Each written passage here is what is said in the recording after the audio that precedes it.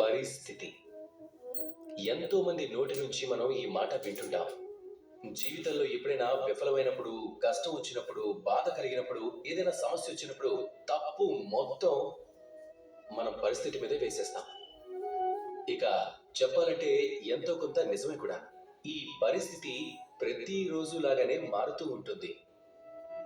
కానీ ఈ పగలు, ఈ రాత్రి, వీటిని కూడా నియంత్రించగలిగే వాళ్ళు ఒకరున్నారు. ఇక తను ఎవరు అంటే సూర్యుడు. అదే విధంగా మన ఈ జీవితంలో సూర్యుడు ఎవరు అంటే మన మనస్సు.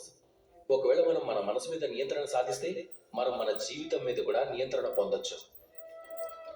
అందుకు ముందుగా ఈ మనసుకి రాజువి కావాల్సి ఉంటుంది. గుర్తుంచుకోండి, ఒకవేళ ఈ మనసు బలహీనంగా ఉంటే పరిస్థితి మనకు కష్టంగా అనిపిస్తూ ఉంటుంది. ఈ మనసు స్థిరంగా ఉంటే పరిస్థితి సవాలుగా అనిపిస్తుంది. ఒకవేళ ఈ మనసు శక్తివంతంగా మారితే ఎలాంటి పరిస్థితులైనా అవి మీ దృష్టిలో కేవలం అవకాశాలు మాత్రమే. ఎలాంటి అవకాశాలంటే వాటిని అందిపుచ్చుకొని మీరు మీ జీవితంలో ఉన్నత స్థానాన్ని పొందొచ్చు. మీ మనసులో శక్తిని పెంచుకోండి, గొప్పవాళ్ళు అవ్వండి.